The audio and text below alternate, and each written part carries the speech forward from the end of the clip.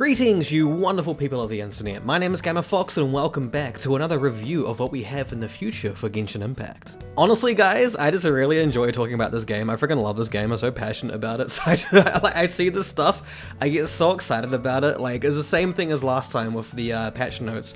I was at work, I heard they came out, and I'm like, man, I just want to talk about this stuff, man. Because this is new content, this is new ways to enjoy the game, you know. But firstly though, we do have, whoop, that's the wrong one. We have this, I was going to say sword because it's a swordfish. I was going to say this sword, but that's because it's a swordfish. We have this bow. But yeah, it's a swordfish bow, which looks pretty neat. I like it. Kind of reminds me of the tuna fish sword thing. But either way, it is energy recharge, which is great, honestly. Energy recharge as a stat for weapons is never a bad thing. Pretty much every character in the game, except for like the odd few, like Yoimiya, maybe Hu Tao, I guess, don't really need energy because they mainly rely on their E abilities. So energy recharge is always valuable for weapons. But let's see what this does. Triggers the Flow Rider effect after using an elemental skill, dealing 80% attack damage as AoE upon hitting an opponent with an attack. Flow Rider will be removed after 15 seconds or after causing 3 instances of AoE damage. Okay. Only one instance of AoE damage can be caused every 2 seconds in this way. Okay. And it can only be triggered once every 12 seconds. So it's kind of like a basic passive it has here. It's just a little bit more damage, you know, so it's actually, it's pretty good. Elemental skill too, so not burst. So you deal 80% extra AoE damage every 2 seconds pretty much, I think is what it means. Upon hitting an opponent with an attack. Is that off field? That's the thing. Upon hitting an opponent with an attack, so would that work with Diona's burst? If Diona's burst is on the field and she's off the field, would it still proc that? These are the kind of things you have to keep note of, you know. But either way, that looks pretty solid, but we will move on to the next one. We have the sword here, the Sapwood Blade. I really like how that looks. I think that looks really nice. It is also an energy recharge one, not that much, it's only 30.6, but it's got a high base attack, so that's still pretty useful. Again, more energy recharge is never a bad thing. But the passive here, Forest Sanctuary. After triggering Burning, Quicken, Aggravate, Spread, Bloom, Hyperbloom, or Burgeon, a leaf of consciousness will be created around the character for a maximum of 10 seconds. When picked up, the leaf will grant the character 60 elemental mastery for 12 seconds. Only one leaf will be generated this way every 20 seconds.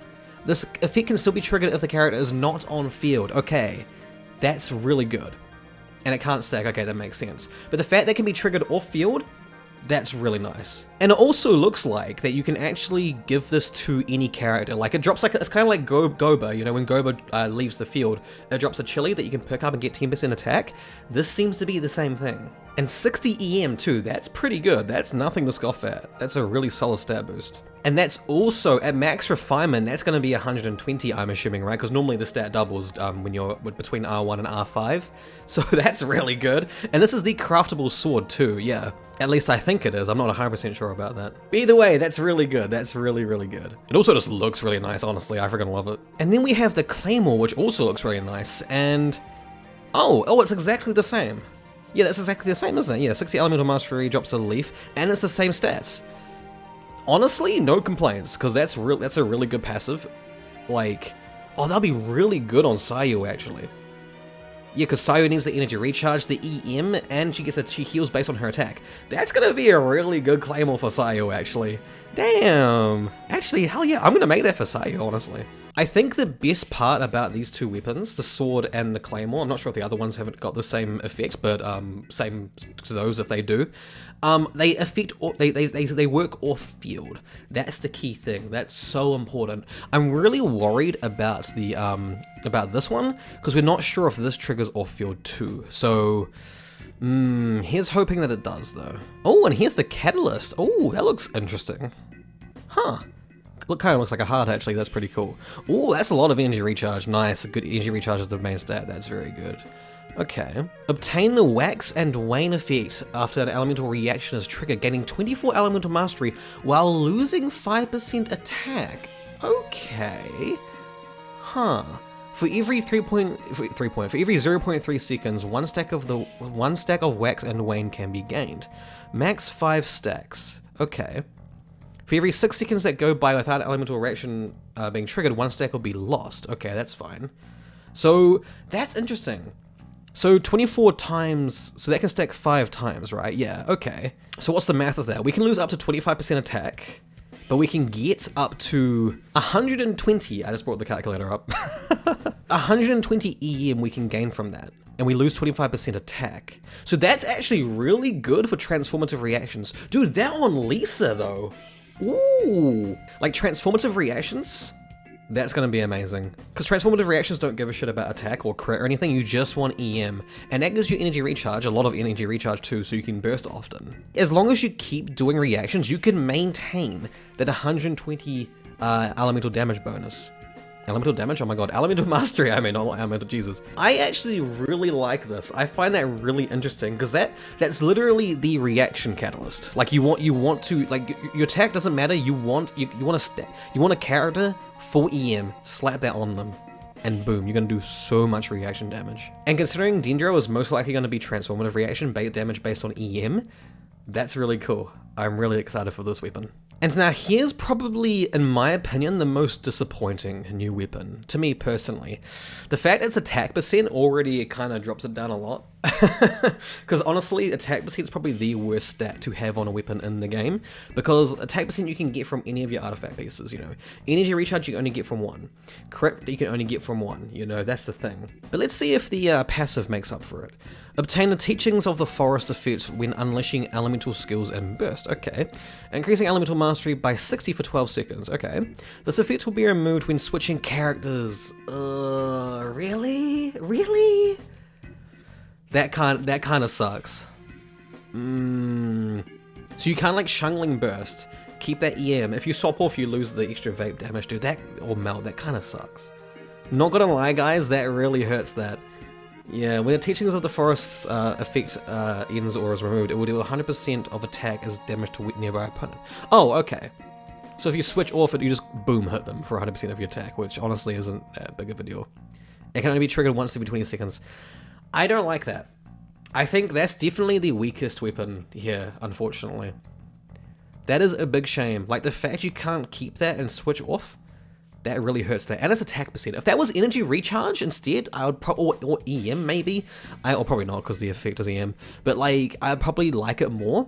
But that's definitely, it's a shame too because it does look really cool. It's a shame. You know, but then again, well, the rest of the weapons so far have been really nice, so obviously you're gonna have like a dud here and there. But anyways guys, lastly, but definitely not least, we have this, the Hunter's Path, the new bow. This is insane, guys. Look. Look at what the main stat is. That's literally J Cutter. That's 44% crit, my guy. That's insane. Holy crap. And what's even crazier is the passive is so good. You just gain a flat 12% elemental damage bonus. All elemental damage bonus. And then you have the, like, just that is amazing. That's the thing, because the rest of this, the rest of the passive actually only caters to charge attack users, but take away that, the high as hell crit rate and elemental damage bonus immediately just makes this weapon top tier. It's literally just like J Cutter. It's so good. Like, holy crap, dude. Obtain the Tireless Hunt effect after hitting an opponent with charge attacks. Okay. This effect increases charge attack damage by 160% of elemental mastery. Okay. This effect will be removed after 12 charge attacks or 10 seconds. Only one instance of Tireless Hunt can be gained every 12 seconds. Okay, that's interesting. 160% of elemental mastery. That's actually not that much. So if you have 100 EM, that's only 160 extra damage. It's not that much. It's really not that much, you know? So like, if you had 1000 EM, that's 1600 extra damage. Which I guess actually is quite a lot, but like, that's quite a lot you're asking for, you know? That's a lot of EM you're asking. But then again, this does have crit. This does have crit, so you don't really have to worry about crit rate, you know, which is amazing. You just chuck a crit damage circle on them, maybe EM, or maybe EM, elemental damage, and crit damage, and boom, you're done. That's actually insane. I kind of want to pull for this bow now.